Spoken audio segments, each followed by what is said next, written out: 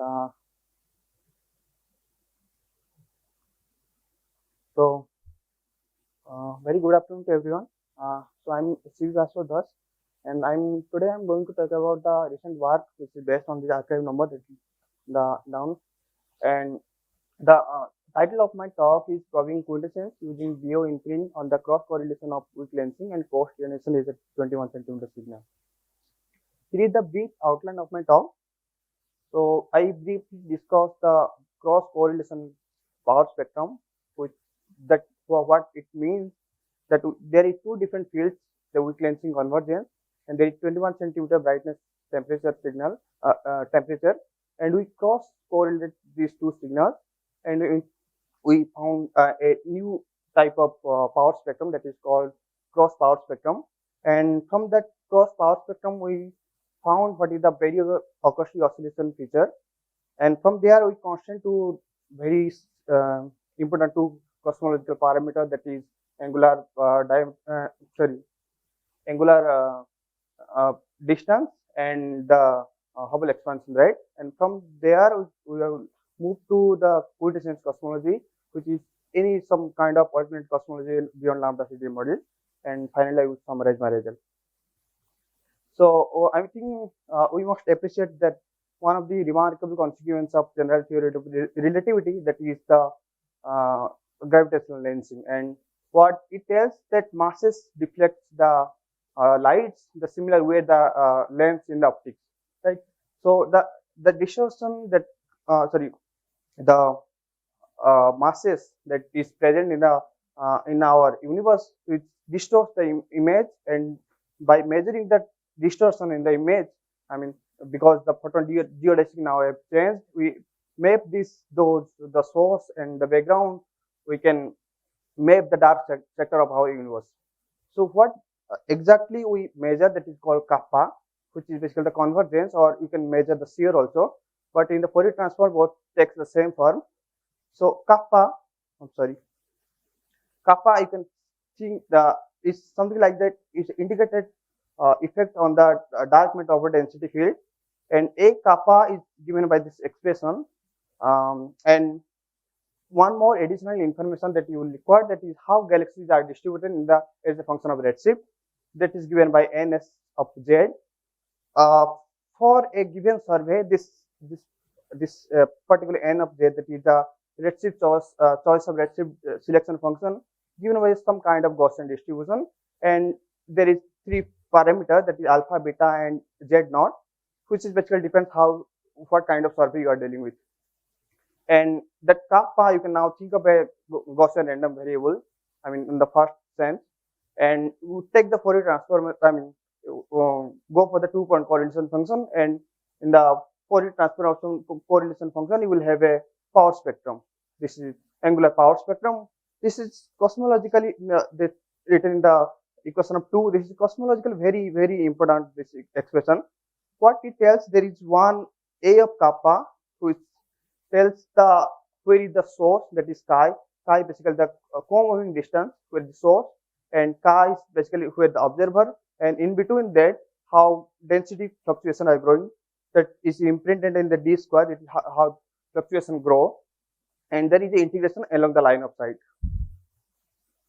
And so now there is 21 centimeter field. I don't have any slide on that because we already have a lot of talk about that.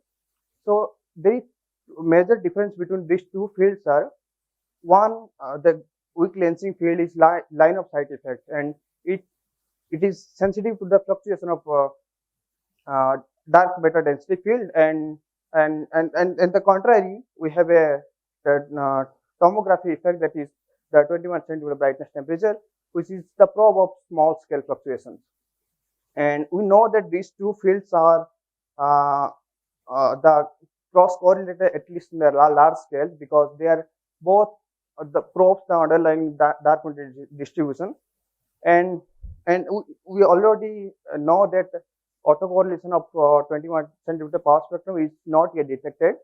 So because I mean in the cross correlation signal, that you will see that noise and systematic that is affect the autocorrelation signal is appears as a variance in the cross correlation signal, which goes less than length to detect the signal. So what we did in the brightness temperature, we have now not taking the tomography effect, but we have taken the different slices of observation, and the signal is now of average by using the visibility correlation and small sky, flat sky approximation. We'll end up this cross correlation signal that is written in the equation 3. And the A of T is something like that, that you have seen this Swami's talk, that it's a 21st century power spectrum related to the dark matter power spectrum by a very simple algebraic function of redshift, because in the post-reionization effect it's very easy to model the power spectrum. So now we move to see how the baryonic acoustic oscillation feature is now imprinted in the cross correlation power spectrum. BO are very gives a standard ruler in the current 21 in present cosmology. Like we have a type 1a supernova which gives like a standard candle. Now we have gravitational waves which can be treated as the standard siren. So what it means that basically that sound horizon that I am talking about, equation 4, which is the integrated to the from present to the epoch of recombination by a inverse of Hubble integral. What honestly speaking, this A is basically the excess probability of getting two galaxy from given by a distance s. So it can be treated as a standard distances, and the Cs basically is the sound speed of sound, which is related by this expression, and it basically gives the relation between their baryon and photon density. So what the it's almost very well constant from the WMF 5-year data, that is the S is now 153.3 plus minus 2 megaparsecond. We treat this value of S is the fiducial value, and we'll move to constant the two parameter that is called dA and H of Z. In the top panel, I have shown that that cross correlation power spectrum from Wiggled and de-Wiggled, the ratio of 2, and that these oscillatory features are coming from the baryon of 3 different redshift. And so once we have the standard ruler, now we can define this two different quantity, which is one is transverse angular scale theta s, which is almost similar to the CMB acoustic peak, and there is a distance redshift interval in the radial direction. So you can see directly that the theta s is directly measurement of dA, which is angular diameter distance, and delta z gives the direct measurement of Hubble expansion rate. And we see that in the power spectrum there is this baryonic oscillator feature is almost 10%, while in the cross power spectrum we found this effect is almost 1%. You can see from the ratio. So by measurement of these two, theta s and delta zs, is the direct independent measurement of dA and H of Z. But the current BO experiment are not sufficient enough to accumulate data. So we indirect, it's not possible to measure these two quantity individually. However, so there one more quantity that is called dV, which is effective distance, that is measured by the mostly galaxy surveys. So, but we are not considering the power spectrum as the estimating the BO signals. So what we did, we isolated the baryonic feature from the dark matter power spectrum by subtracting the cold dark matter power spectrum, and it can be written in this functional form of equation 6, which we have taken this reference from this reference. And what exactly we are doing, that in S perpendicular and parallel component, we can the changes of these two S perpendicular and parallel, very directly reflected to the dA and H of Z. So, and the fractional errors that you will get from S perpendicular and S parallel will directly imprint it to the dA and HZ. So we choose these two parameters in such a way that first is log S perpendicular inverse, so that will do the Fisher matrix. The errors will get from for the dA, and the second parameter, that is S parallel, and so that we can get the estimated errors on H of Z. Okay. So now we'll move forward to the Fisher matrix analysis.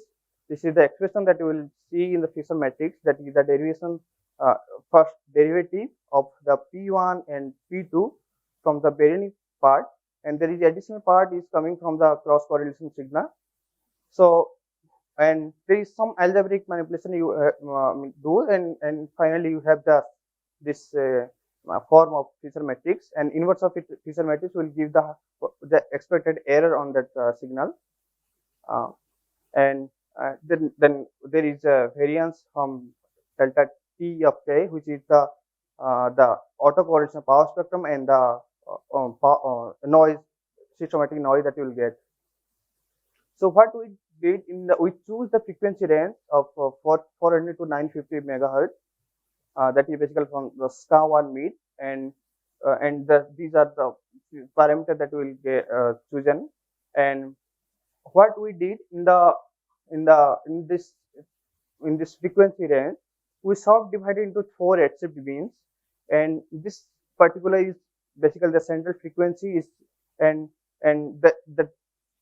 we calculate this Fisher matrix, and the signal is averaged in the frequency band, and we found that this error bar is coming from the estimated error from the Fisher matrix, and this is the 3 panel is showing the expected estimation from the cross correlation signal, and this is for angular diameter distance and Hubble expansion rate, and finally we have a dV, and this is the error bar coming from there.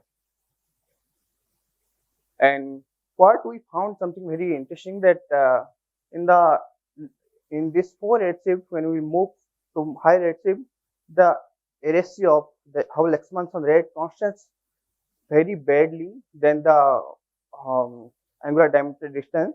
That is the fact that in the lensing kernel we have a very sensitive to dA, because the kernel has distances between the source and observer, and there is integration all along the line of sight in the commuting distances. So maybe that leads to the very good constant on delta A, and we found also that Hubble expansion rate is very poorly constant, especially in the higher redshift. That's because you can see that in the Fisher matrix, that is, we have an angular power spectrum, and the K parallel component actually contains the information of expansion rate. When we have a spherically, averaging power spectrum, we have integrated on dk parallel, which is mostly we lost the information of H of Z. And this is what I've summarized in the table. Now we use this information as the prerequisite and to constant that quintessence cosmology. So we all know that lambda CDM has a problem. We know that lambda is not a very good explanation of dark energy. So there is significant efforts are going on to explain this vacuum fluctuation, and that leads to very severe, very significant effort to the community to find an alternative theory of gravity, the alternative theory of dark energy. Strictly speaking, there is 2 ways to deal with the problem. Either you do something on the left hand side of Einstein's equation, or else you can do the right hand side of the Einstein equation, so that you will have exotic matter, or left hand side you will have a modified theory of gravity. What quintessence means is a medieval Greek Latin word, which means it's a 5th essence. Like for alchemists, people think that world is made of 4 elements like earth, water, and fire and air. Its quintessence is something like that. Not going to the philosophy, what its quintessence in cosmology said, it's canonical scalar field minimally coupled to its gravity. So what does mean by scalar field? It's a field present everywhere, and the field strength is the scalar quantity, and the field strength is a scalar quantity, and though it's a scalar, it's just a number, but in the time it changes dynamically, which leads to the there is which leads the um, dark energy equation of state varies dynamically. So, and hope there is a we can distinguish from the non-dynamical dark energy, which is cosmological constant. So you can write down the Lagrangian density, the quintessence field, and you can do the same analogy what we do in the Einstein's field equation. We write down the xn, you vary the xn with respect to the metric tensor, and you will find out the equation of state. In order to study the dynamics of background quintessence, let us define these two following dimensionless quantity. I want to stress on these two parameters that is very important because these are three parameters in our model. One is lambda. You can see that's the first derivative of the potential, which basically gives the slope of the potential, and gamma is the second derivative of potential, which gives us what is the shape of the potential. And from these four quantity, five quantity, you can now construct this omega phi, which is the quintessence energy density parameter, and equation of state W phi. Now, once we have this dynamical dimensionless variable, you can write down this four set of autonomous dynamical equations. Now, you have if you have sensitive initial condition, you can solve this equation. And what I have shown in the top panel, that is the redshift dependent dynamical feature of three different quintessence model, which in the below I have shown that the non-dynamical cosmological constant, and there is three different quintessence field, which is mostly prominent in the low redshift, and the high redshift there is almost similar to cosmological constant, and this differential typically I will get around 5%. What we do next, there is we choose these four parameters, that is lambda, his initial slope and the shape of the potential, and omega phi, that is the dark energy, the quintessence dark energy parameter, and the Hubble expansion rate, and we do Markov-Chain Monte Carlo simulation using the BO part only, and we found these are that there is a strong correlation between the dark energy parameter, quintessence dark energy parameter, and the Hubble expansion rate.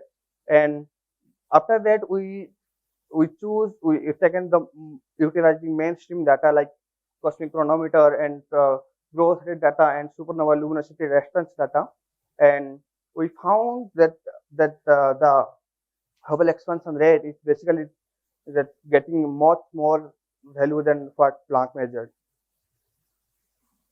And in order to summarize the talk, we have a tomography study of cross correlation signal, and from there we estimated the projected constant on Hubble expansion rate and angular diameter distance and effective distance ratio, and we found that GA can be measured at level of precision compared to DV and HZ, and from there we consider the quintessence scalar field as a potential dark energy and study the background dynamics and the growth of perturbation, and from Bayesian parameter estimation, and that we found that BO itself constants these model parameters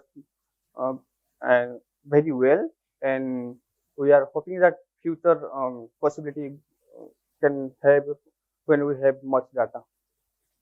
So that there is some references that I have used and some the equation that I have taken from these references. So with this I will end this talk. Thank you. Questions?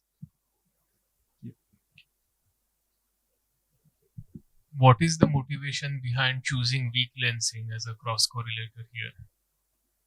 Because lensing is the most promising signal that can be detected, and I think this cross correlation signal is detected already.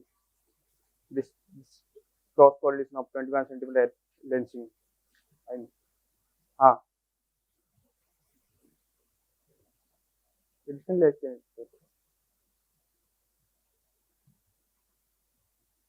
Any other questions?